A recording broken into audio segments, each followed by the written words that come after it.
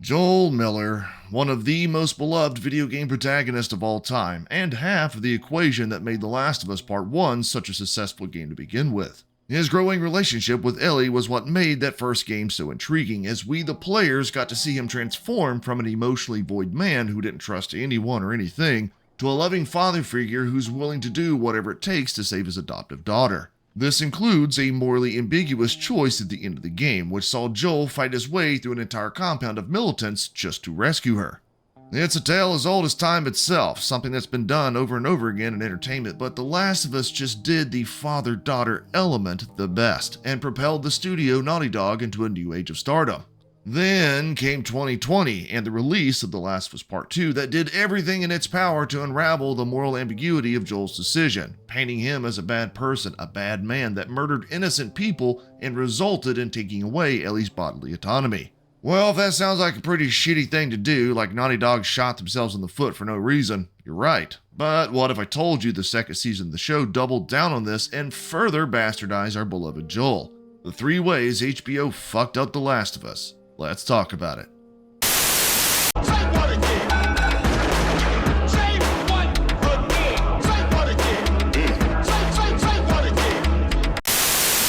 I'm not going to go on too long here. You guys and gals know the rules already. I've been doing this shit for over 2 months now, taking scenes and moments from the show and comparing it directly against its game counterpart. No sensationalism crap over here, alright? Just to care for the source material. And as always, this video and all videos in the episode breakdowns I've been doing are open discussions. No holding, no deleting, no comment moderation. You've got a space here to voice your opinion about the show and what I've got to say, even if you disagree with me.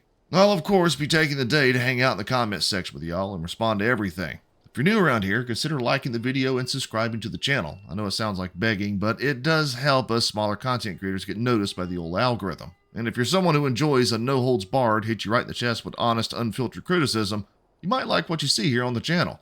Also, this is a 3-part series I'm doing, so if you like this video, check out part 1 that I did yesterday and check back tomorrow around the same time for part 3. I appreciate it in advance. Now let's get into this. Whoa, whoa. Here I come. Oh, here I come. Oh. I think what surprised me the most about Joel in the second season of the show is that they took one of the most single-handed controversial decisions in gaming history and somehow, someway, made it worse.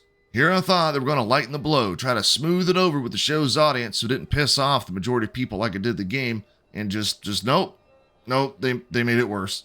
Of course, I'm talking about episode 2, the episode that saw over 30% of the show's audience drop the hell off and caused the old IMDb and Rotten Tomatoes score to start tumbling, because the show not only held true to the game's killing off of Joel, but made it happen in an even dumber way, something I didn't think was possible. Not only does Joel, the man who trusts a small handful of people, the man who refuses to be caught off guard, the man who has no limits when it comes to saving those he loves, trusts someone he doesn't even know, and he abandons his family when they need him most. What? What the fuck? Oh, this scene pissed me off, and I don't even need to say that because I'm sure you can tell by the sound of my voice. See, there's a number of conveniences that need to happen in order for all of this shit to go down. First, Abby needs to know where Joel is. He could be anywhere in the country. She doesn't know, but conveniently, she stumbles right onto the town he happens to live in.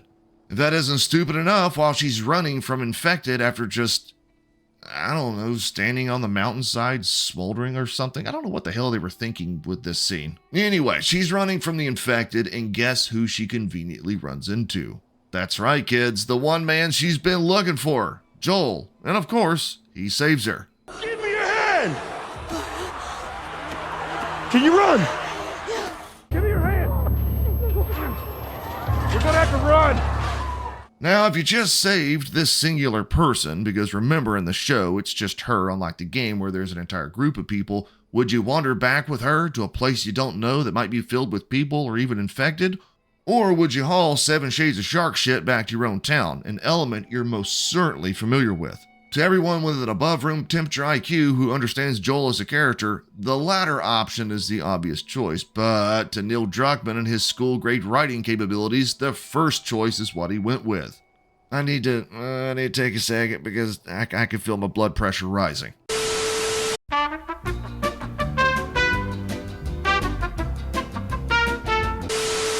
Anyway, yeah, that's what happens in the game. And even though it's contrived as all shit, stringing together a sequence of conveniences that doesn't make sense just to kill off one of the most beloved video game characters of all time, which also doesn't make sense. Except there's one more little fuck you that they decide to throw in there just to add insult to injury. See, while all of this is going down, the town of Jackson is under attack from the infected, calling Tommy and Maria to arms. Joel can see this. He's riding atop a horse on the mountainside with Dina and Abby in tow, and he even turns back, mentioning that he wants to return to Jackson to help. That seems reasonable enough. Joel, after all, is a family man, and he's shown how close he is with his brother Tommy. But, no, again, because I guess he throws all that shit out the window just because Abby says, nah, they're good, we're close. What the fuck? Fast forward a little bit, and we arrive to the most consistent thing in the entire season, and that's Joel's inability to stand up for himself. He just sits there, letting Abby berate him in a long-ass monologue that doesn't make a lot of sense. I guess the whole reason she's doing this is because Joel killed her father, who she claims multiple times was unarmed. An unarmed doctor. You shot. Except, he doesn't look unarmed to me. He looks like he's got a scalpel or something pointed right at Joel, so there's that. If Joel's gonna die for this, we're gonna make it worth it. Burn, motherfucker, burn! Anyway, instead of knocking this out in 4 minutes like the game did, the show instead has Abby stand there and talk down to Joel. She talks down what he did. She talks down the decision he made. All the while, he just sits there like a lost puppy, powerless, allowing her to belittle him instead of trying to justify his actions in any way. It's very much different in the game, which had two of Abby's friends have to hold Joel down because despite being shot, the guy was still very much trying to fight back, and there was no extended dialogue. She says who she is, he pretty much tells her to shut the fuck up. Why don't you say whatever speech you got rehearsed and get this over with? She does exactly that, kills him, and pissed off at least half of the game's fan base. We don't kill people that can't defend themselves. Why the fuck you lying?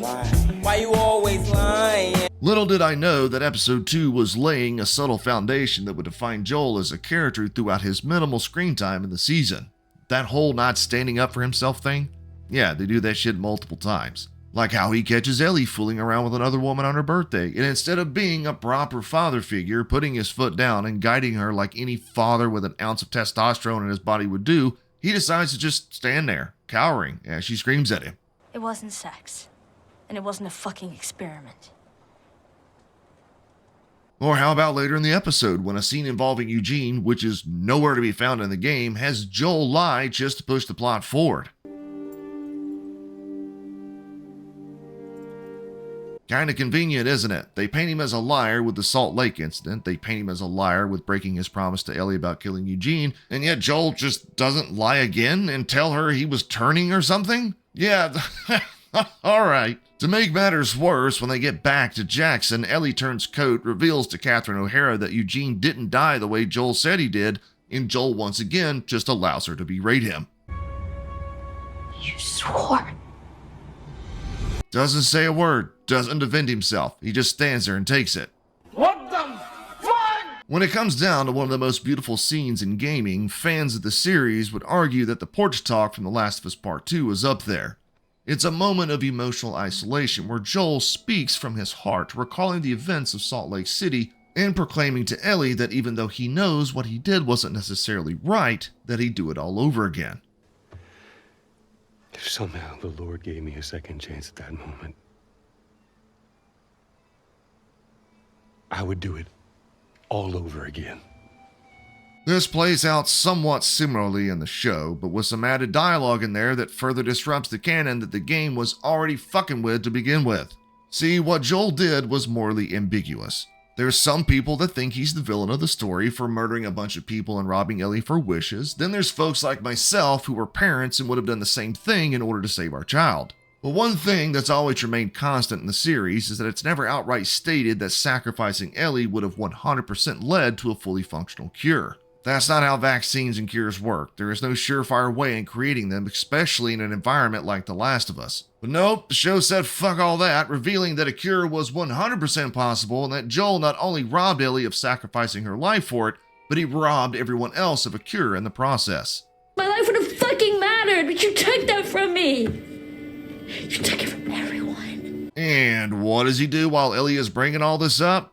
Nothing. He just stands there and has a good cry, saying that he'll eventually pay for what he did. Hello, Joel, you in there? Grab the fleshy patch where your testicles used to be and tell her that it was a 50-50 shot that a cure was even possible. Tell her that if she was in the same position as you were, she would have saved you too. Tell her anything to defend your actions instead of just pouting like a sad sack of shit, taking all the fault, all the wrong from the events of the first game and putting it on your shoulders. God fucking damn it.